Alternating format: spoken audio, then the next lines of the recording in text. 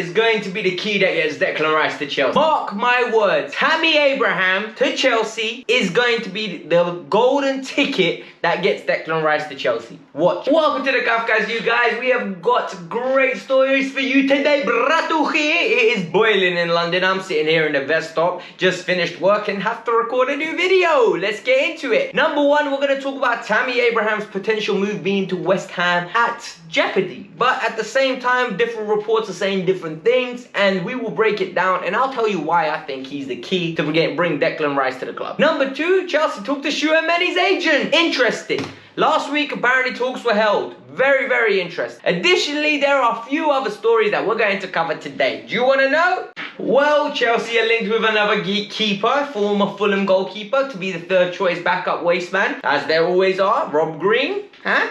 That is not really worth talking about, but there is Danny Ings that we can talk about, and I always think Danny Ings is someone that we should talk about, and I'll tell you why we should not sign him. Because if you think about it realistically, we don't need to spend more money on players that are over the age of 30 or even close to that age when we've got good young talent, alright? So we'll talk about that, I'll explain it, I'll break it down to you, but before we do that, hit the like button, subscribe to the channel. It's important, people. Every like goes a long way. Let's aim for 500 likes on this video, okay? 500 likes. In the comments below, let me know, would you prefer Tammy stays, Michy Batshuayi comes and stays, or Danny Ings comes in? Let me know. Let's get on to it. Look, the reports are interesting and the reports are stronger than ever. Tammy Abraham will be going to West Ham United. The problem is, how is he going to go to West Ham United? Loan is out of the question. He's got 12 months left on his deal. He ain't going on loan. We can all confirm that. Chelsea are not going to let the man go on loan only for him to leave for free. That's not happening. What can potentially happen? Chelsea are asking for £40 million. This is proven. This is a fact that we all know. This is in a lot of the newspapers, reputable journalists coming out and saying this, and it is interesting. West Ham said we ain't paying it. And some of the factors why they're saying they're not going to pay it is they know Tuchel does not rate Tammy. They know the club that can't let Tammy go on a free. The longer this goes on, the fee gets lower. But Chelsea are being stubborn and saying we're just not going to let him go. This is where the problem starts lying. Tammy's heart is set on West Ham. He likes West Ham. He likes the idea of going to West Ham. So now I'm going to use my mathematician brain, fantastic brain that I have. I'm going to go 2 plus 2 is 4. Tammy plus cash equals Declan Rice. Is that going to happen? That could happen, but I don't think it'll be that straightforward. Part of the reason why I don't think it'll be that straightforward is, one, because Tammy will want to play with Declan Rice. I guarantee you that's going to be a requirement from Tammy Abraham. But more importantly, amortization, people. This is the key thing here, right? Chelsea are going to want to sell Tammy, and they're going to want to get as big of a fee as possible to put it on their transfer books, right? They want to put it on their accounting details. If you do a swap, it's a smaller fee that goes onto these books. So the likelihood is, if Chelsea were going to pay 80 million hypothetically, right? They'll say they paid 120 and West Ham played 40.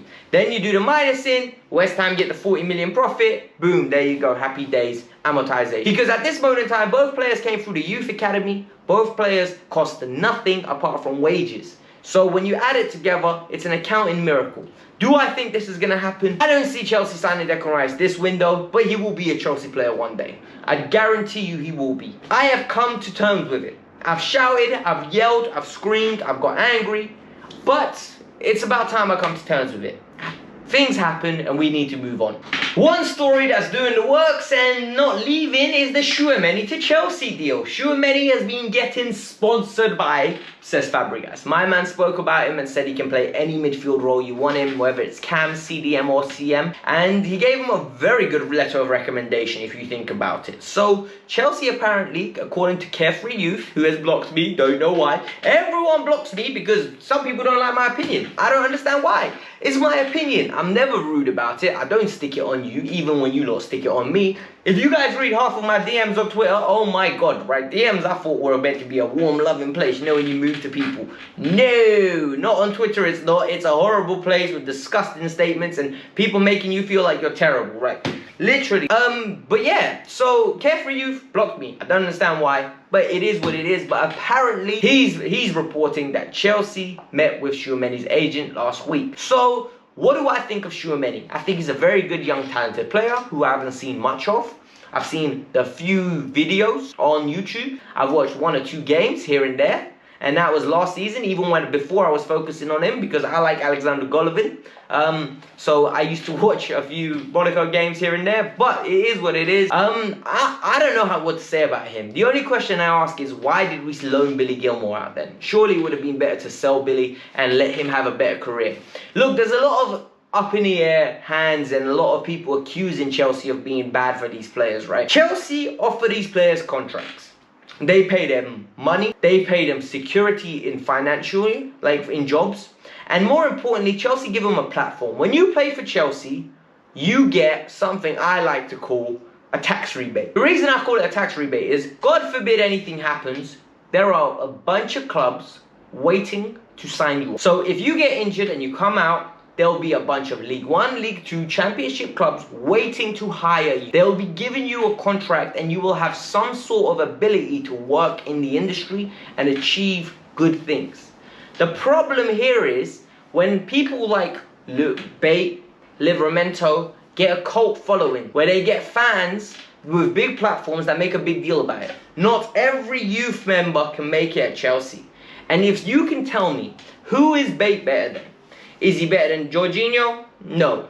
Is he better than Kante? No. Is he better than Kovacic? No. Is he better than Ruben Loftus-Cheek? Ross Barkley? These are the options he's competing with. It's very difficult for us to be saying he has to play. It looks like he's going to leave. It looks like Livramento is going to Brighton.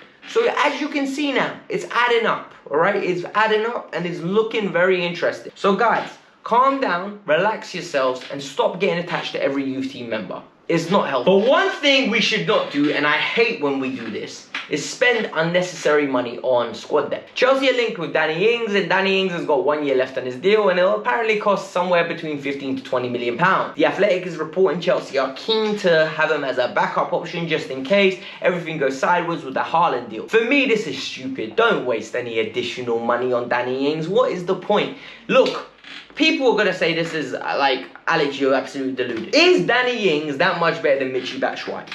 Like, Michy Batshuayi will bang goals. Play him, he'll bang goals. He won't give you the link up, he won't give you the creativity, but he will bang goals. He literally will. That's one thing that we can guarantee with Batshuayi, right? He gets goals. Do I want Batshuayi at Chelsea as a starter? No. Do I think Batshuayi as a third choice, a second choice would be good? Yeah, I do think he would be good. I actually think he's not a bad player. I think he's the same caliber as Tammy. Do I think they're good enough to start for Chelsea? No, they're not. They're not. But do I think they're good enough to make an impact? Yeah, they are. Like, they're okay. They're good players. They're starters for mid-table. They're players that will be satisfied to sit on the bench, right? So for me, why spend money on Danny Ings when you already have some of those players in-house? Tammy doesn't want to sign a deal. Fair enough. You can go get some cash for him. I don't agree with throwing money down the bin. But Broja is here. Let him have some spot. Let him compete with Michy as a second choice. Kai Havertz can be the main number 9. I know people don't like that, but spending stupid money costs us in the long run. Bakayoko, Zappacosta, Drinkwater, all on the books. Every single one, they're all in the books. And we're paying them money. And why are we paying them money? I don't understand, right? Because a lot of them have not kicked the ball for Chelsea in a long, long time. So, guys, please calm down with these Danny Ings links.